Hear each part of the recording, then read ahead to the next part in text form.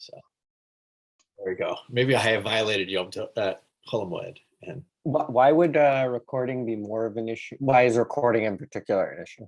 well, it's a great, like, it could be an issue for two reasons, as far as I can think. One is you're not supposed to do professional activities, right, on Yom Tov, if not for the Tzorach of Yom Tov. And that gets into the second one, which is, well, we might be recording it for people to watch after, the Chol, after, not for the Tzorach of the Moed. And, so.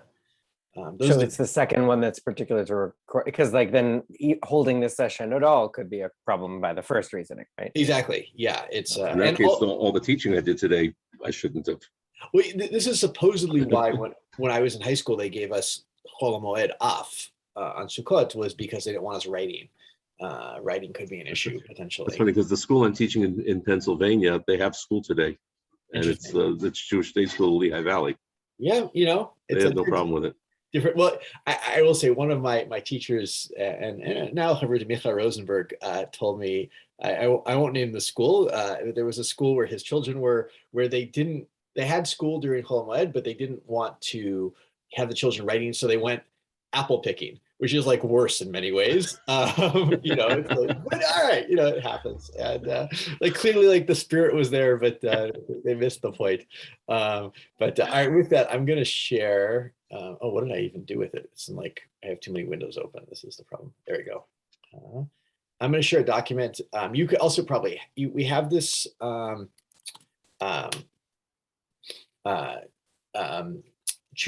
of the HaTzvi, which is mainly what's in this document, and several others that Rav Lana sent, but I took it off Bar Ilan Shut, so it's a nice digital form. So if you want it for later, you can search it or do any of that good stuff. And I thought, just since we only have 40 minutes at this point, I thought that the best thing to do, it's such a good tshuva. I think so. I'm biased. That I thought we could read it again and look at it in full and really kind of tease out what's going on there. So, a particular, what's your bias, or are you just saying? I happen to, like the tshuva's in the eye of the beholder, right? Okay. So, I happen to think it's a good tshuva, and you may not. You may think it's a bad tshuva. I'm definitely sure there are other poskim who think it's bad. I did do a little looking into, this whole thing of any sort of, medical pregnancy that, done through medical procedure. In Shivot is a very complicated, it's a very, not complicated, it's a very back and forth issue between different people. And in fact, maybe we'll just start with that. Like, also I want to go to gallery view here. Just like, before we jump into it, like, what are the issues we're dealing with here? Like the questions, maybe people can name some of the fundamental halachic questions around this.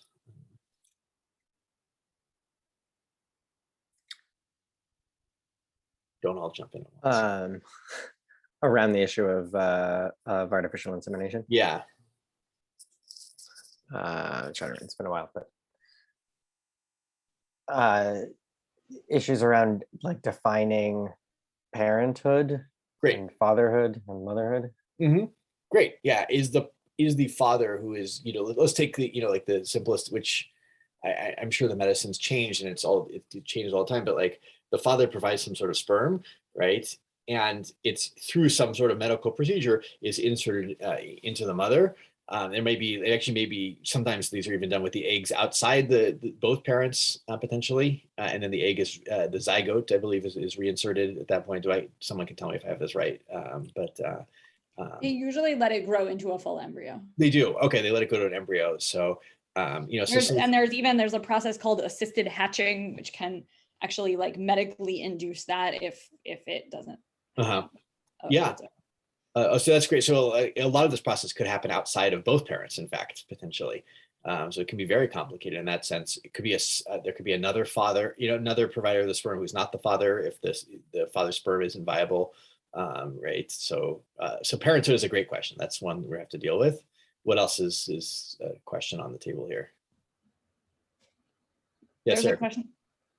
There's a question about like who gets credit, quote unquote, for like fulfilling the mitzvah Priyar V'yah or not. Great. We're gonna. This is actually a place where we could potentially decouple Priyar V'yah from. You could parent a child for who you do not get credit for Priyar V'yah potentially. In this case, there are other cases where that could happen too, but this could be one of those cases where those two things are decoupled, right? Good. And if you remember correctly, the whole thing that launches the achronim into this discussion of the Shulchan Aruch is the Ramaz statement that he gets from the Beit Yosef that a mamzer does count for Pri Arviyah, but there's a havamina that it doesn't, potentially. Good. What other issues do we have here?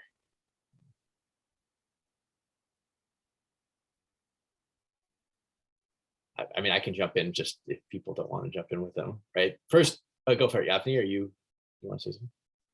No, go ahead. Okay, right. Zera levatala is always a question. Is this considered zera levatala? And the other question that's going to come up is, well, could there be a davar erva that shows up? Like if it's a relative who provides the sperm to, the relative of the mother, is that a problem? Does that considered, can you have a mamzer from this? Or even the question of cases where it's, an erva that's not maybe an aser karet, but for instance, boal nida. Like what if the mother is nida at the time? Either deraita or derabanan. We don't even have to make a split there necessarily. Is this a problem, or can this be done? And somebody brought up, the halachic infertility issues, where during the Shevanakiyim is the most potentially the most fertile time, could be for some people, right? Could this be a way to have a pregnancy happen, or is that just as much a problem as the couple having sex? So all those questions are on the table. Just throw them out there. There might be more too. So good. Let's dive in and actually let's look at the tshuva. It's a decently lengthy. It starts on page. I'm gonna put page numbers in here so we can see. Insert page numbers. Done. All right, starts on page 2. This is the HaTzvi Even Ezer Siman Dalet. He's got several of these at the beginning of Even Ezer, but we'll start with this. And we'll go, if people are comfortable, we'll go in a circle. Yavni, you get to start. לעניין התייחסות הוולד אחרי בעל הזרע וקיום מצוות פרי ערביה. This is, am I reading the right place? Yeah, you are. Perfect. Yeah. Did you want to just go paragraph by paragraph? So that's just the intro, so you get to keep going. Okay. בזמן האחרון המציאו הרופאים דרך חדשה לגרום הריון לאישה בלי הבעל, על ידי שהרופא מזריק בשפופורת את זרע הבעל למעי האישה, והיא מתעברת ויולדת. והנה עובדה זו קטנה היא, אבל כמה גופי תורה תלויים בה. יש שחוששים שיש בזה איסור הוצאת זרע לבטלה, ויש שמסתפקים על הנולד אם מתייחס אחר בעל הזרע, שיהיה לו דין בן לדין ירושה ואבלות, ולעניין פטור חליצה ולעניין הכאת אביו, או נאמר שהנולד דינו כמו שאין לו אב כלל. וכן אם מותר להזריק גם בימי נידתה, ואם הוולד הוא פגום כדין בן הנידה, וכן יש מסתפקים אם האב קיים בו מצוות פרי ערבו. Great. So if any of you thought I was really smart and I came up with all these categories of halachic questions myself, I just came up with them from his first paragraph, which is one of the reasons I love this tshuva, is that he just lays it all out as like, what are the issues here, And this is like parenthood, right, is beyond just the whole question of did you, fulfill the mitzvah of Pri Arviyah is a huge question in cases of if the father dies with no children and, is chalitza or yibum, on the table. Yeah, Sarah, go for it. Sorry. I was struck by the omission of like avelut as a question here. What do you mean by omission of it? Oh no, maybe he does say it. He does. Oh no, he does say say Ladin Yerusha ve'avelut. Sorry. Yeah. Right. Exactly. Yeah. So, do you have to sit? Do a avelut? You have to have the shiva yamim or the 30 days and so forth over this parent. What do you rip kriya and how does it rip? Is the bracha over that? These are big things. And so these are, and also like, the more major one, if you hit your father or hit your mother, right, it's a major offense, but it's less of an offense if it's not your parent. So these are all important questions. Hi, Alana. Sorry, I didn't get to say hi before. Alana, let me put the document back in the chat. Here's the chat. There we go. It's there. I just put towards the top of page 2, I put the tshuva of the HaTzvi that we're looking at today, which we saw in class, but we're looking at it in full now and kind of going through it. So with that, Asher, you are next on my cycle here. So. Okay. והנה, יש עובדה אחריתה, שגם בה שייך כל הספקות הנזכרים. ונזכרה בגמר החגיגה, לאמרינן שם, וחיישינן שמה באמבטי עברה. I'm not sure what that means. I got lost right there. Right. So go ahead. Right. Yeah. Okay. No. I like the first part. I understood. It's like there's also something that's been brought up that brings up all of these questions, and it's mentioned in Gemara Chagiga, as it says there. It's in case she got pregnant in the bath. Yeah, exactly. There's an idea that I actually have no clue if this is actually possible physiologically. So. But theoretically, in this world, the sperm would survive in the bath. The bath water would be, I guess, the right temperature and the right chemical composition, assuming this is possible. And then a woman gets in the bath and somehow gets impregnated through that. It's as I said, I can't talk to the physical reality of it, but clearly it's like a nice straw case of like how can pregnancy happen in their world outside of an act of two people, if not penetrative sex happening, at least in the same room naked together kind of thing. It's okay. Okay, ועיין רש"י שם, בעובדה הזאת, השנייה כבר דיברו גדולי האחרונים, ומשם ניקח לענייננו המחודש בזמן האחרון,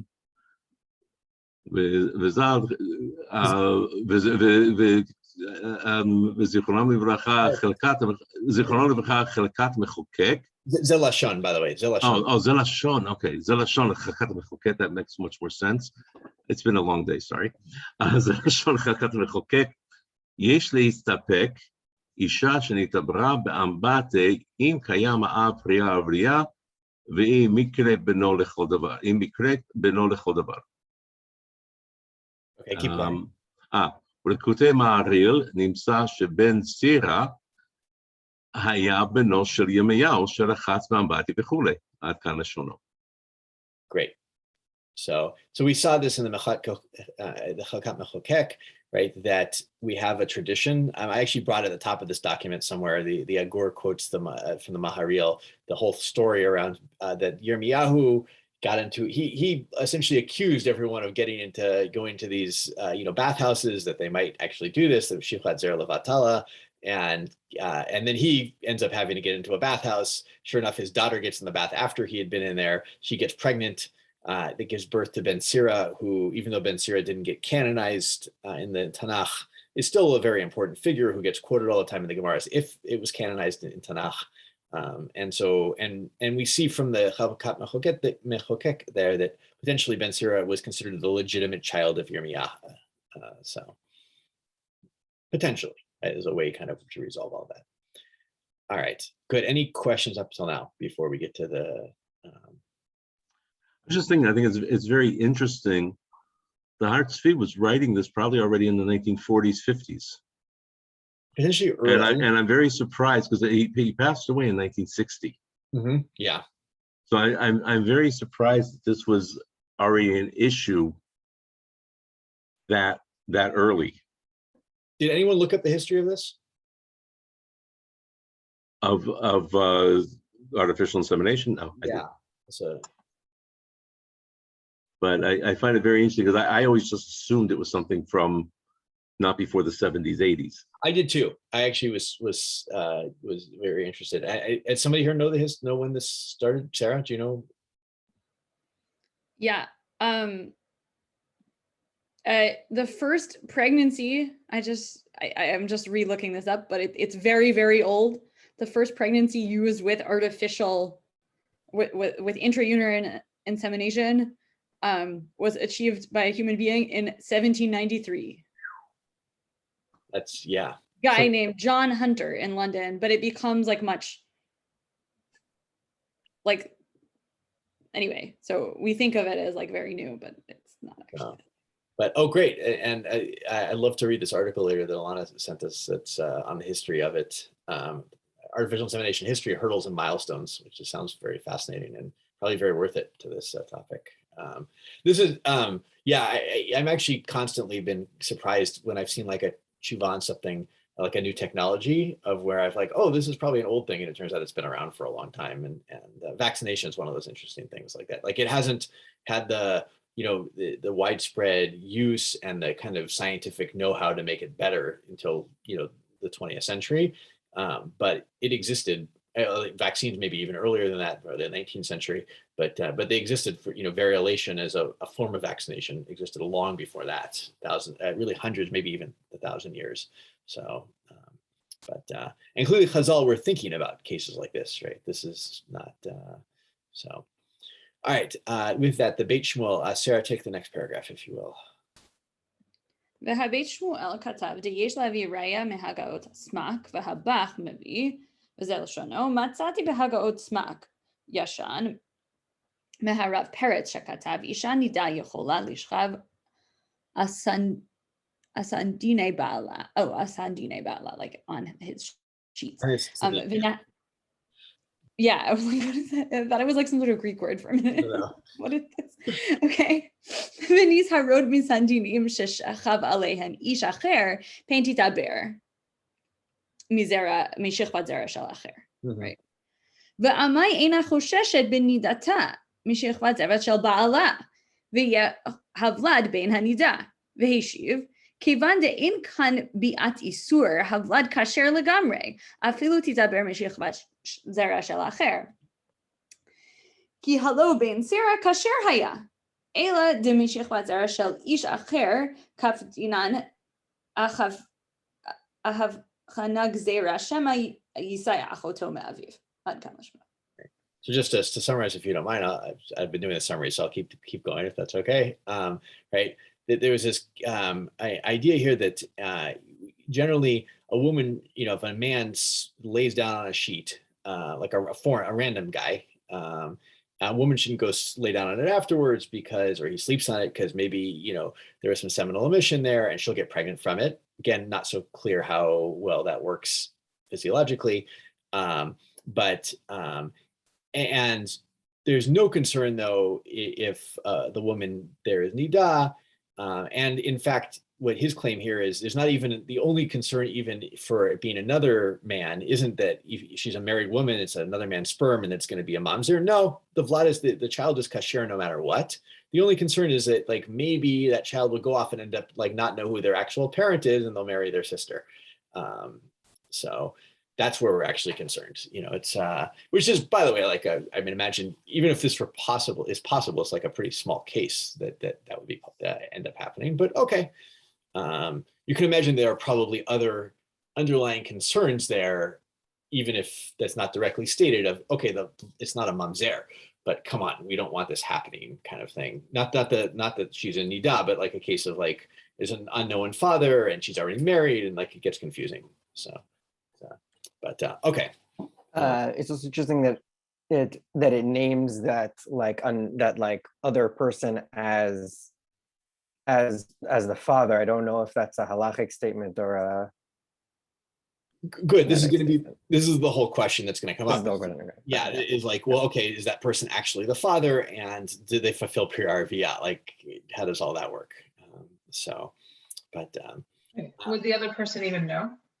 That's a great question. That's the other possibility is, I always wonder about this. There's like, there's some sense of like, you die and then there's like a list of mitzvot you fulfilled that you didn't realize you fulfilled that like show up in front of you. It's you already see my crazy afterlife ideas here, but it's and vice versa, right? The ones that I thought I fulfilled, but it's you mispronounced that bracha and that was it.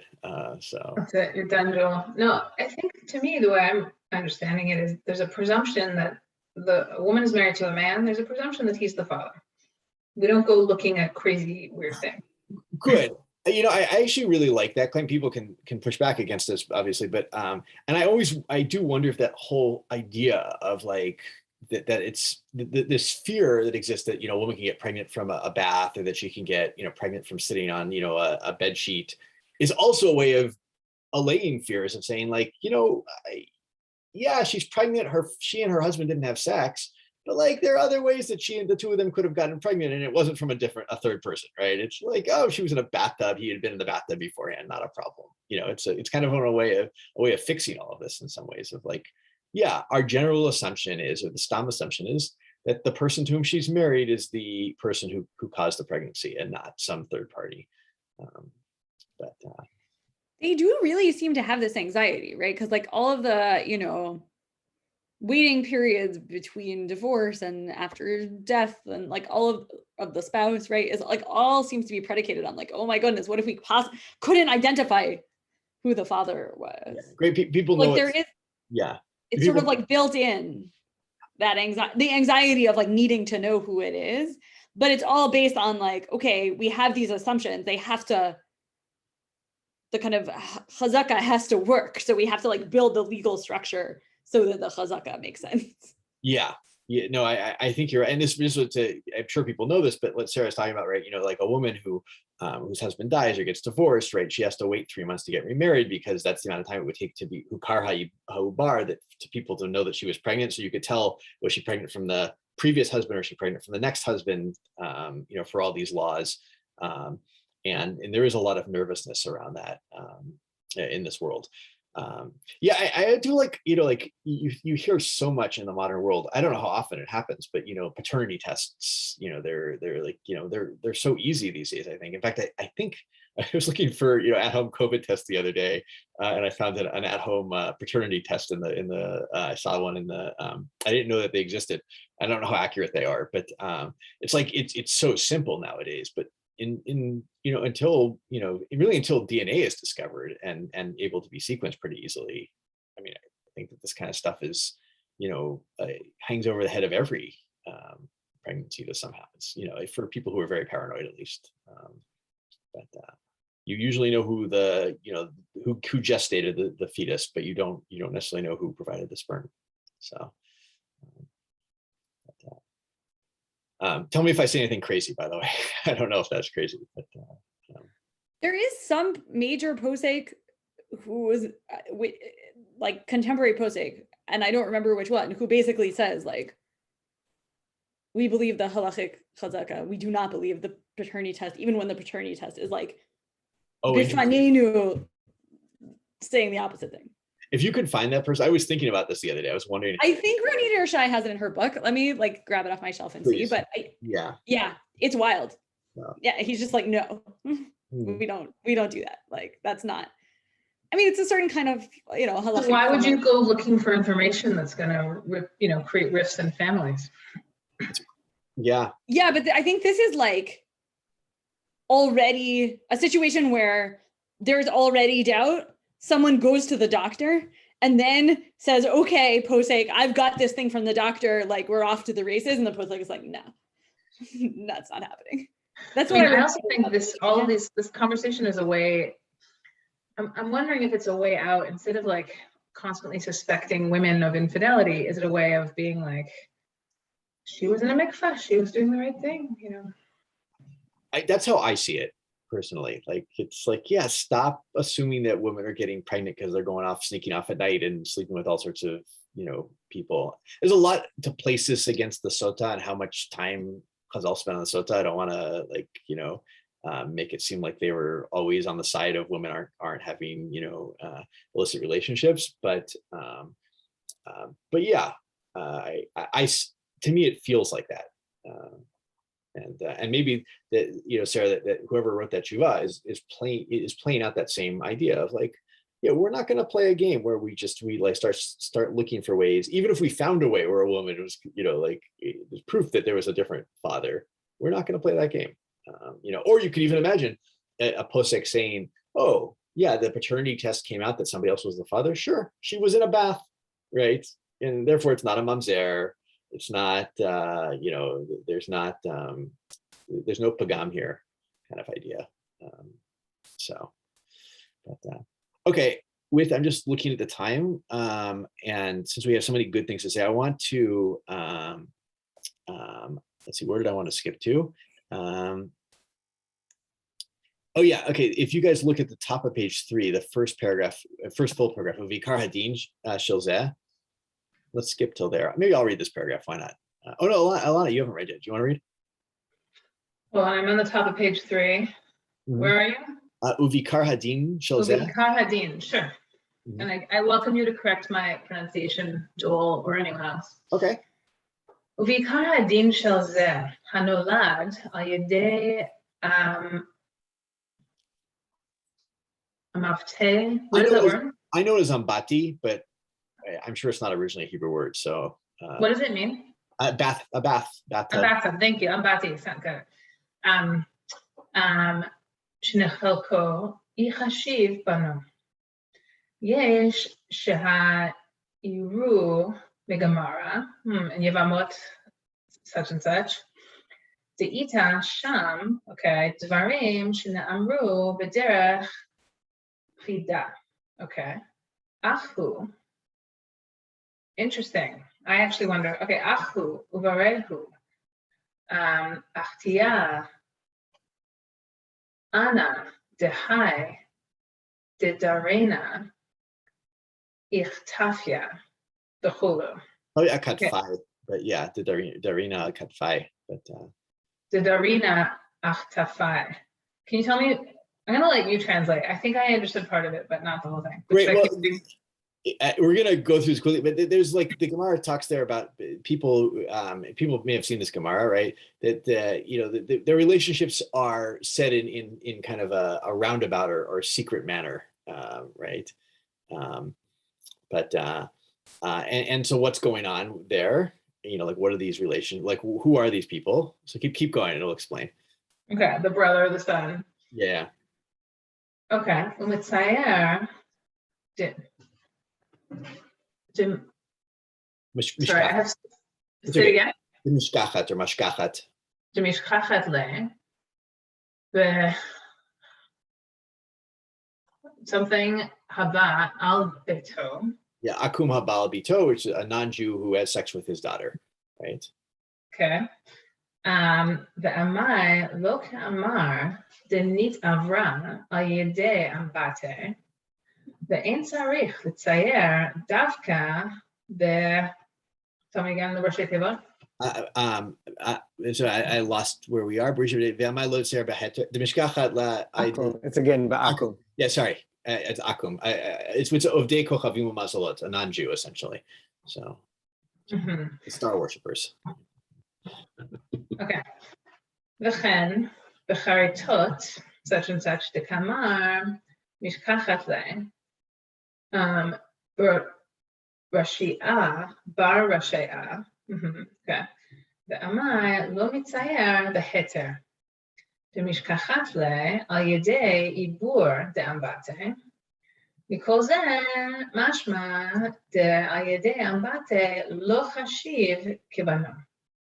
V'chen ha-ture even chagiga such and such.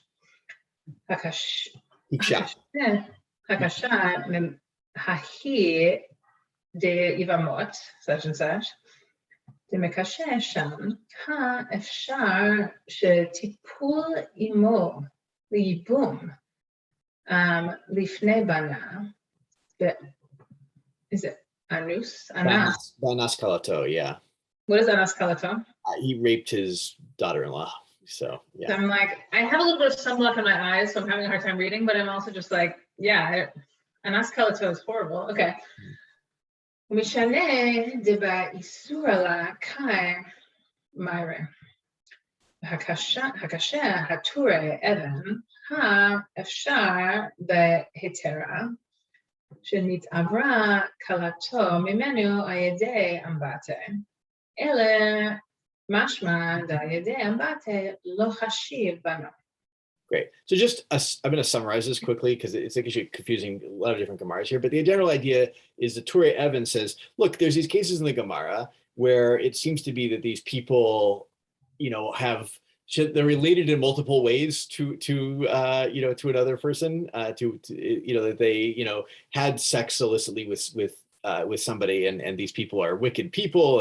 And so the question is, well, why claim that they must be wicked? Why not just say, that they had, that this person, has both a father-son relationship and some other relationship with their child, because of bathtubs. Why not, throw this all under the rug as a bathtub relationship? And he says, no, that's because this is proof that if a woman gets pregnant from a bathtub, that the father who provided the sperm isn't really the father halachically. Okay, that's his proof. This is the Torah heaven. Okay, and therefore, the idea of like any sort of medical procedure that's used to get a woman pregnant potentially would not, the father providing the sperm would not be counted as the father. Okay. So any questions on that? Because this is all going to set it up for him to knock it down. He's going to reject the HaTzvi is going to reject this. So.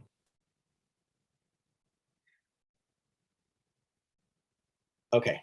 Wait, is the point that we're talking about somebody who what is the question? Whether somebody is yotzi in the mitzvah for like obviously having sex with the wrong person here is not okay. Well, yeah. So I think actually is really the question is the person is just providing the sperm enough to be counted as the father or not, to be counted as a father halachically, for things like yibum and for Yerusha, for what's Yerusha, inheritance, that's the word I'm looking for, and stuff like that. And he says, look, I've got these cases in the Gemara where they could have answered, like how this relationship happened in a much nicer way by saying that this was through a bathtub. But it can't be the case because, so it must be the case they didn't answer that because that doesn't count as fatherhood. If you provide sperm that through a non-sexual act that impregnates the woman. Well, a non-intentional act. Good, could be. And whether or not it needs kavanah, that might also be what's going on. It's a great point. So, but because the point is these people have been declared, like in the story, the assumption is that they are the father. And so they have that father-child relationship, and we know that they have this other relationship, and so therefore we could have, and that, right, okay. Yeah, perfect, exactly. So, okay. It's all a straw. Well, the Torah Evan makes this as a real argument, but the HaTzvi is going to knock it down. So I'll read the next paragraph. He says, "V'zeh mikvar amarti al kushiyata Torah Evan dekamo diamrinan beisura lo kamaire, right? Dehainu dehavi milta de lo shchicha. Right? Ken yesh lomar de letzayer beleidal idambati havinami milta de lo shchicha velo kamaire behachi." Right? He says, no. Why didn't the Gemara bring up this as a possible reason how these people have, are multiply related to their children?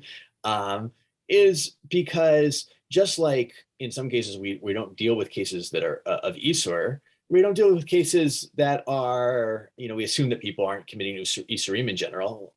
We don't deal with cases that are unusual. And this is a highly unusual case. And therefore, that's why the Gemara didn't bring that up as a possibility. We don't assume, we can't make the assumption that everybody walking around who has had some sort of, strange relationship with their children, I mean like as biological relationship with their children, that's because of bathhouses. Because let's be honest, it's not very common that people are getting pregnant in bathhouses. Right? That's why the Gemara doesn't answer that way, not because that doesn't count as an actual fatherhood. All right. And he says, "B'lav hachi hakatav b'sefer b'nei ahuva dal yidei ambati ifshar levarer nitabra me'adam zeh." He says a second reason, right? Even without that whole thing of it's not shchicha, it's not common, right? It's hard to tell with a bath who actually was the father. It could be lots of men went into that bathtub. A lot of ejaculation happened in that bathtub, and we don't know. We don't know who the father was. How are you going to have testimony that it was from this person? And that's the case where you can't do yibum.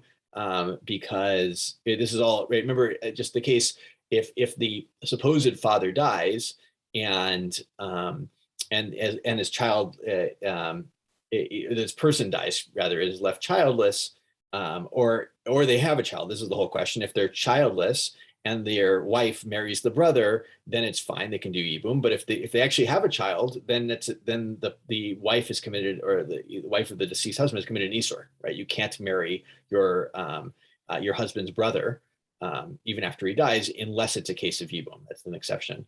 And so there's like a real halachic consequence to this. And he says, yeah, so like maybe even if it's not because it's uncommon, but you can't determine fatherhood just be like, who else was in that bath? We don't know. So, okay. There's a very technical halachic argument here. Right? Pasuk. Actually, this part gets kind of confusing, so I want to actually skip this part because I'm looking at the time. So I'm going to go down to the bold because let's go to where my thing is. V'chen sfirle lehatashbetz, right? Tashbetz was one of the people who brought the case of Yirmiyah. Right? That he agrees that that if you can actually recognize who the father is in a bathtub, that is their father. They have a father-child relationship completely. He agrees as well. And then he gives this great argument. He says, I'll keep going.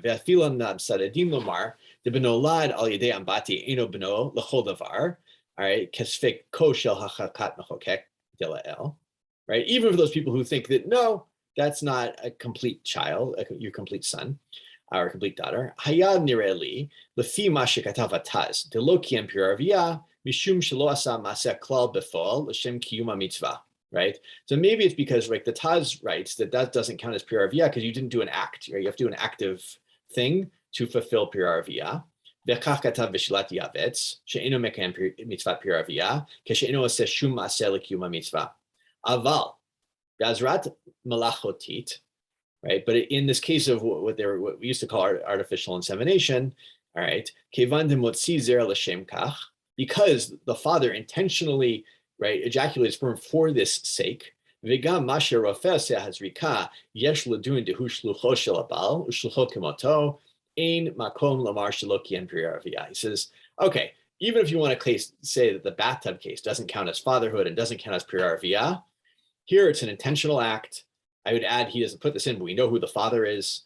The rofeh is the shaliach of the father. The doctor is the shaliach of the father. It's not like a separate agent acting on his own or her own or their own, right? And so therefore, even if you say that case in the bathtub is, we don't count true parenthood. In the case of this medical procedure, we completely call it parenthood, and you've fulfilled pure RVA. Right? This is like I love when halachic arguments pull this, where it's like, I disagree with all these people up till now who've said this, but even they would agree with me in this case, right? That it counts. So he's really brought all the opinions under his wing, and so. And he says further, he says, right? And for people who are worried about, ejaculating sperm for, like wasting the sperm, right? That you're putting into a vessel first, you're not, not directly into the woman. There's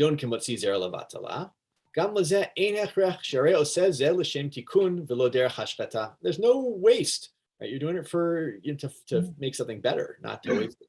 Right?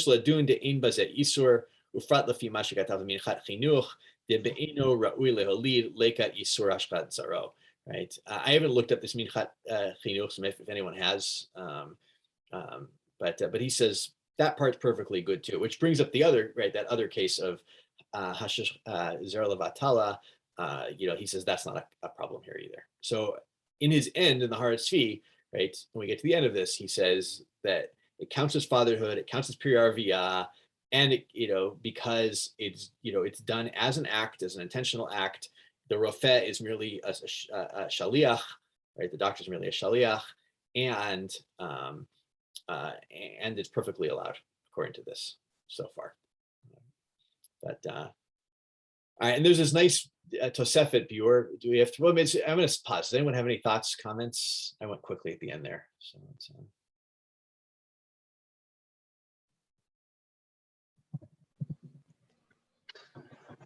I also love this tshuva, but I think the thing that's like missing from it somehow is like any context of the situation. That like it's just like really brisk, right? Yeah. Like there's no like there are no people like back there with like feeling, right? And I don't know. There's a good. I think Rav Moshe has one of the Rav Moshe versions of like talks on these questions that like has a whole thing about how like the woman has some like pulls out the strands in the Gemara Yevamot to say that like the woman has some need for someone to like bury her when she's old and like take care of her. And so therefore, like, even though she's not chayav, you know, chayav technically, like she's still like, you can do all kinds of, I think it's about like Shabbos questions, but I don't remember exactly. Like you can still do all kinds of things in order to facilitate child, you know, pregnancy. And it just seems like, yeah, there's all like the language of tikkun gets close to saying something more psychological. Yeah. Or even to say like, we've got to give this guy a path forward to fulfill this mitzvah. This is how we're going to do it. But yeah, it's just like, it's not, whatever. Maybe this is just a frustration with like halachic discourse generally, but it's like, it's not the parents as characters in the story are not like present. I'm going to justify you there in many ways. I think you're right, because I think if you look in a lot of tshuvot, they actually the pain that is, you know, being suffered by people that require this tshuva is like a really present thing. And some of it may be that he writes this not as a particular case, right? He writes it as just le'inyan hichachasut havlada, right? You know, it's like a very general. It may not even been written by a particular person to him, which is, you know, it's like versus like you see these tshuvot where the person who's been suffering, the couple's been suffering many years, they've been trying to have children and they can't have them, and you know, like and you know, they don't want to get divorced. You know, you can imagine that kind of case where you can already feel in the question the emotion, and here they're just like, those people might as well be robots in that sense. I do agree with you there. Even if yeah, go ahead. I don't think it's like the general, like, I don't know. I'm just trying to think of like the like sometimes it's Tzitz Eliezer writes like general tshuvot like that are medical, and he's not like, but he has like, there's more pathos in those. I don't know his stuff on this particular question, but like in general, he'll be like, oh, like, I don't know, organ transplant, good or bad. Like he at least is like, well, they're gonna die if you don't do it, even if he then says like, you know, kind of things after that.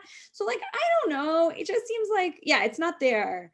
It seems like he wants to say those things almost, and he wants to kind of bring them in. Like, I don't think you would make this like kind of smart, like, oh, well, actually, you're like really, you are, like, you're a shali, you know, there's shlichut and there's all this other stuff. If you didn't think that there was a psychological element to the story, but he's like, doesn't quite have the, I'm not going to go there all the way.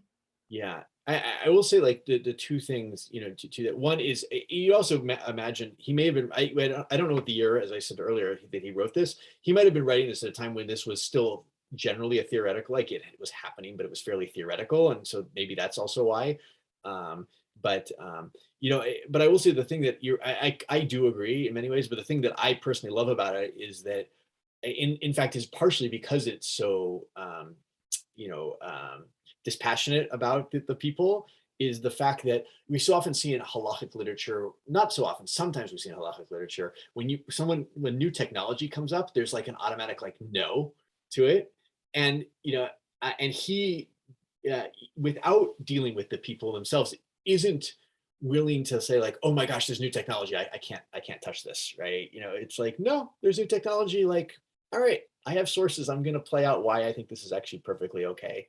And it's a very different reaction to new technology than we sometimes see. In particular, I think it was the Noda Behuda and umbrellas is like, you know, like on Shabbat is like one of these like, oh no, it's, and I'm going to admit, I'm going to be very honest.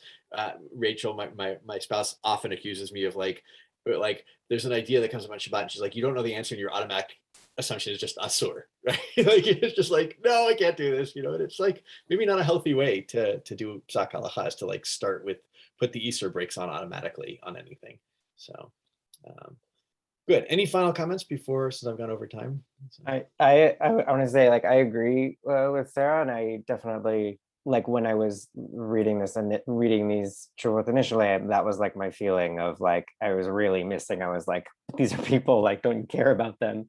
And just thinking now, as you were talking through it, I was like constructing for myself a limud zchut that maybe you could say that, like, if you had like emphasized how difficult this is for people, I could imagine maybe a couple coming to this and saying like, oh, well, maybe I haven't tried hard enough. Like, this is for people who have really tried hard, and like giving it as sort of this cold, this is the halacha, look at these halachic sources, would make it feel more accessible to those people. I don't know that I buy it as a Lieblingsbuch, but that was what was coming to me. Like my reaction to it is still like yours, that it's just like, it feels icky to me.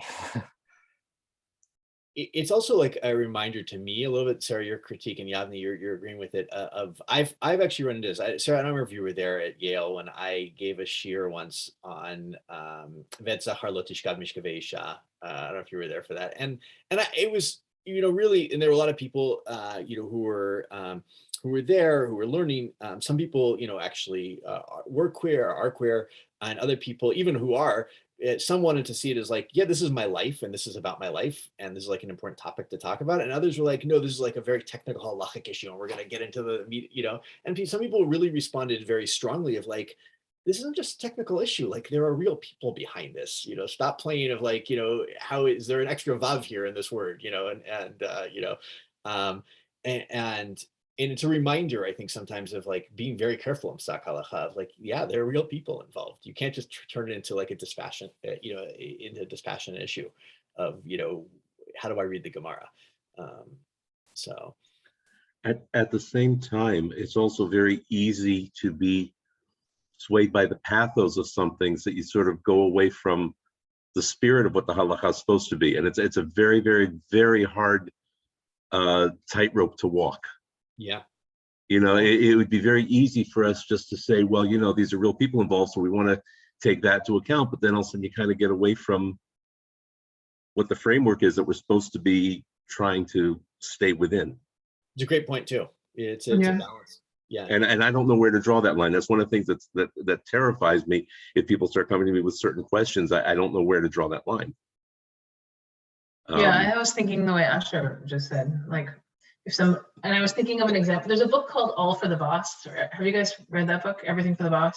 It's a very frumy book out of Brooklyn, but basically this guy,